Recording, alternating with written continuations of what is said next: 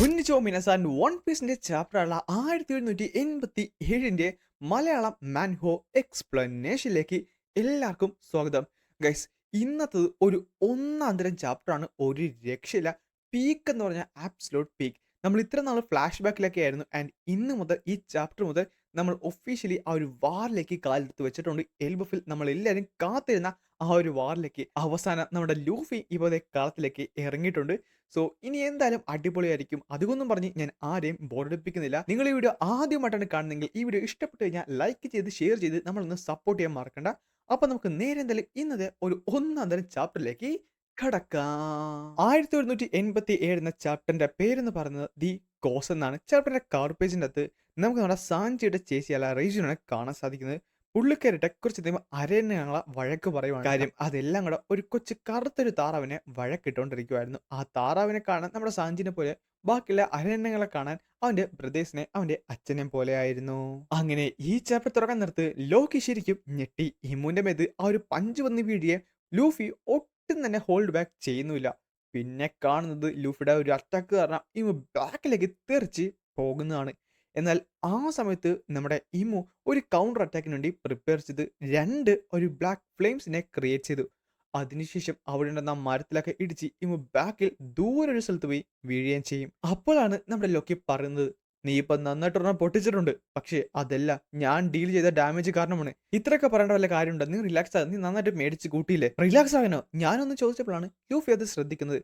അവന്റെ ഷോൾഡറിൽ അവന്റെ ഒരു ഉടുപ്പിൽ ആ ഒരു ചെറിയൊരു ബ്ലാക്ക് ഫ്ലെയിം വന്നിരിപ്പുണ്ട്. അവന്റെ മേത്ത് മാത്രമല്ല നമ്മുടെ ലോക്കിയുടെ മേത്തും അത് കാണാൻ സാധിച്ചു. അല്ല, ഇതെന്താണ്? കണ്ടിട്ട് തീയായിട്ടുണ്ട്, പക്ഷെ ചൂടൊന്നുമില്ലല്ല. ഈ ബ്ലാക്ക് ഫയർ എന്താണെന്ന് ചോദിച്ചപ്പോഴാണ് നമ്മുടെ ഇമു പെട്ടെന്ന് അവിടേക്ക് വന്നത്. അല്ല, ഇവൻ അടുത്ത് കണ്ട കുറച്ച് പേടിച്ചു പോയല്ലോന്ന് നമ്മുടെ ലൂഫി പറയുകയും ചെയ്യും.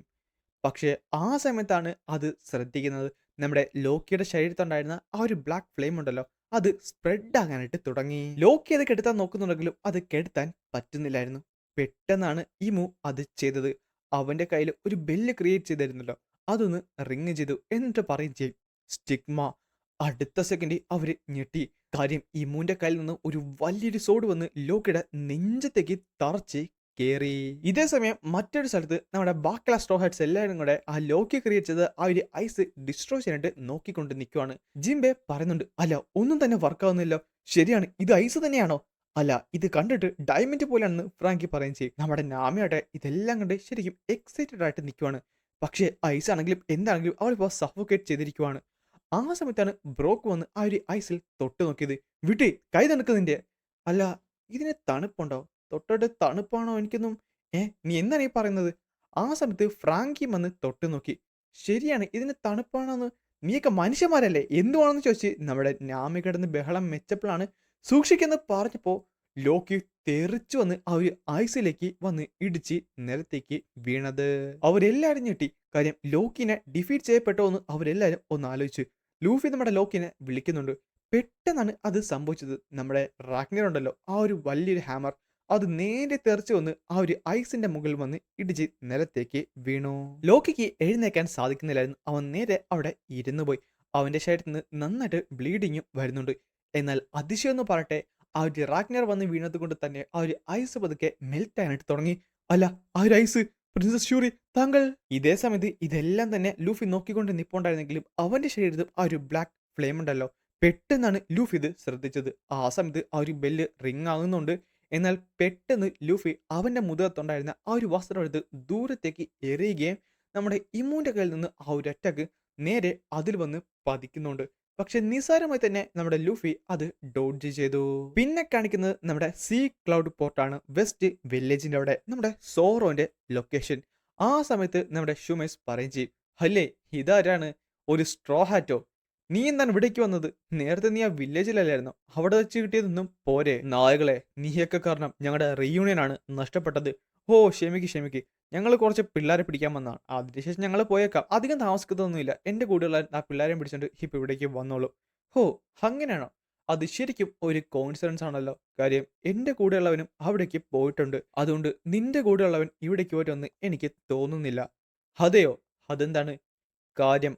അവൻ ഉറപ്പായിട്ടും മരിച്ചിരിക്കും. പെട്ടെന്ന് നമ്മുടെ സോറോനെ ഷുമെസ് അറ്റാക്ക് ചെയ്യുന്നുണ്ട്. അതേസമയം വെസ്റ്റ് വില്ലേജിന്റെ അവിടെ ആ ഒരു റെയിൻ ഗോഡ്സ് ഉള്ള ആ ഒരു സ്ഥലമാണ് കാണാൻ സാധിക്കുന്നത്. എനിക്ക് കാര്യങ്ങളുടെ കിടപ്പുവശം ഏകദേശം മനസ്സിലാവുന്നുണ്ട്.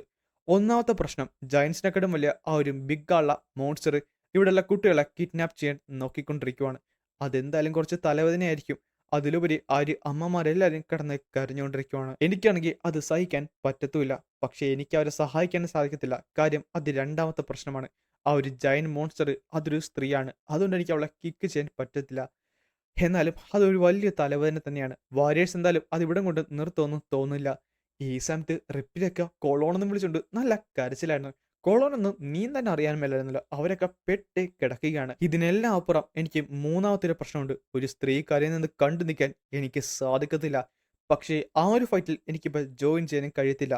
കാരണം ഇതെല്ലാം നിന്നെ ഡിഫീറ്റ് ചെയ്താൽ തീരുമെന്ന് പറഞ്ഞ് പെട്ടെന്നാണ് സഞ്ജ് ചാടി വന്ന് നമ്മുടെ കിലുങ്കത്തിനെ ഒരു അറ്റാക്ക് അങ്ങോട്ട് ചെയ്യുന്നത്.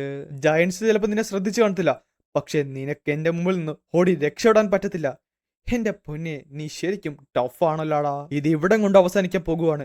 നീ ശരിക്കും ഒരു വലിയൊരു വിട്ടിയാണ്. ഞങ്ങളിപ്പോ ഇമ്മോർട്ടലാണ്. നിനക്കിപ്പോ ഞങ്ങളെ ഒന്നും ചെയ്യാൻ സാധിക്കത്തില്ല. അതിലുപരി എന്ത് വില കൊടുത്തും ഞങ്ങൾ ഈ അസൈൻമെന്റ് നേടിയിരിക്കും.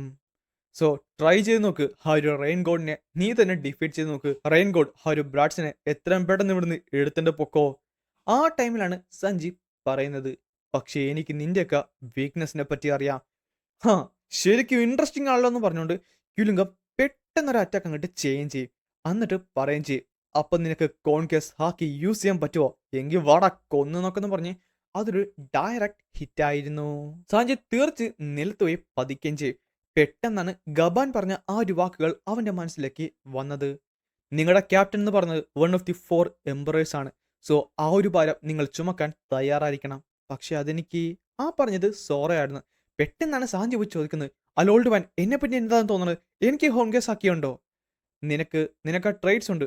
പക്ഷേ അല്ല, എന്ത് പക്ഷേ? ആ ഒരു ഭാരം ചുമക്കാൻ നിനക്കിപ്പോൾ സാധിക്കുന്നില്ല. നീ നിന്നെ തന്നെ പിടിച്ചു വെച്ചിരിക്കുകയാണ്. നീ ഒരു രാജാവായി മാറണം. ആ ഒരു മാനിഫെസ്റ്റേഷൻ നിനക്ക് വേണം.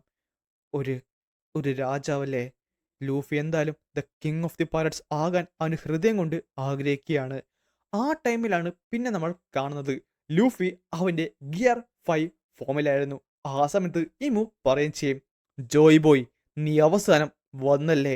ആ ടൈമിൽ ദേഷ്യം വന്ന നമ്മുടെ ലൂഫി പറയും ചെയ്യും, നിനക്ക് തോന്നുന്നതൊന്നും എന്നെ വിളിക്കാൻ പറ്റത്തില്ല. എന്റെ പേര് ലൂഫി എന്നാണ്. ആൻഡ് ഞാനായിരിക്കും the king of the pirates ആകാൻ പോകുന്നത്. അതും പറഞ്ഞുകൊണ്ട് ലൂഫി വേഴ്സസ് ഇമു എന്ന ആ ഒരു ടൈറ്റിൽ കാണിച്ചുകൊണ്ടാണ് ചാപ്റ്ററുള്ള 1787 അവസാനിക്കുന്നത്. ഗൈസ്, ഒരു രക്ഷയില്ല. അടുത്ത ആഴ്ച ബ്രേക്കും അല്ല. ചുരുക്കം പറഞ്ഞാൽ വരുന്ന ചൊവ്വാഴ്ച അല്ലെ ബുധനാഴ്ച സ്പോയിലേഴ്സ് കിട്ടുന്നതാണ്. അതേപോലെ അടുത്ത വെള്ളിയാഴ്ച നമുക്ക് ലൂഫി വേഴ്സസ് ഇമുവിന്റെ ആ ഒരു കിടിലൻ ചാപ്റ്ററും കാണാൻ സാധിക്കും.